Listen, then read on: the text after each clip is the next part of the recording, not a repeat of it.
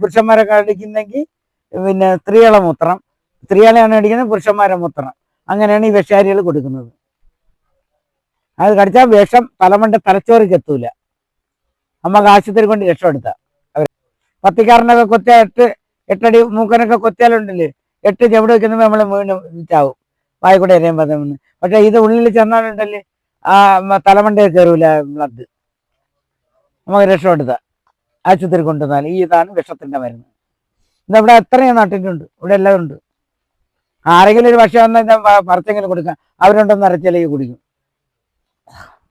ഏക്കുന്നവർക്ക്, പാമ്പ് കടിക്കുന്നവർക്ക് ഈ മരുന്നരച്ച് ഏത് വിഷാരീരം ഇത് അരച്ചേ ഉരുട്ടി അവരിങ്ങനെ ഇല്ല കുളികൾ കണക്ക് ടിന്നകത്ത് ഇതിൽ ചെന്നൊരു 3 ഗുളിക വായിട്ട് കൊടുക്കും. മൂത്രം ഒഴിച്ച് കുടത്തിനകത്ത് പെരയ്ക്കകത്ത് വെച്ചേക്കും. ഒരു കപ്പെടുക്കും, ആ മൂത്രം ശകലം ഒഴിച്ച് വെള്ളമെന്ന് പറഞ്ഞിട്ട് കൊടുക്കും. അവർ മൂത്രം ഇതായി ഈ ഗുളിയും കൂടിയാണ് കഴിക്കുന്നത്. എല്ലാ വിഷാരിയുടെ വീട്ടിലും.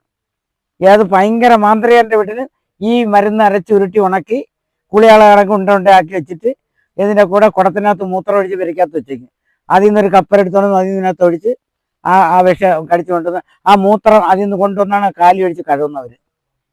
ആ വൈദ്യൻ ആ മൂത്രം ഒഴിച്ച് ആ മരുന്ന് ആ മുറിവിൽ ഒഴിച്ച് കഴുകുന്നത്. അത് കഴുകുന്നത് ഈ മൂത്രം കുടിക്കാനും കൊടുക്കും. അത് വായലിട്ട് ഇതാകും കുടിക്കാൻ പറയും. അപ്പം പാമ്പ് അടിച്ച് ചാവാൻ പോകുന്നവരെ ഏതൊന്നും നോക്കൂല, അവരങ്ങ് മേടിച്ചില്ല കുളിയമായിട്ടങ്ങ് കുടിക്കും. ആ മൂത്രമാണ് യഥാർത്ഥ മൂത്രമാണ് കൊടുക്കുന്നത്. ഏത് മാന്ത്രിക വിഷാരീരം അവിടെ ചെന്നാലും അത് തന്നെ കൊടുക്കുന്നത്. ഞാൻ ഒരിക്കൽ ആദ്യം പറഞ്ഞപ്പോൾ എന്നെ കളിയാക്കിയ ആളുകൾ. ഈ മൂത്രം എന്ന് പറഞ്ഞതേ മൂത്രം യഥാർത്ഥ അത് പുരുഷന്മാരൊക്കെ അടിക്കുന്നെങ്കിൽ പിന്നെ സ്ത്രീകളെ മൂത്രം, സ്ത്രീകളെയാണ് അടിക്കുന്നത് പുരുഷന്മാരെ മൂത്രം. അങ്ങനെയാണ് ഈ വിഷാരികൾ കൊടുക്കുന്നത്.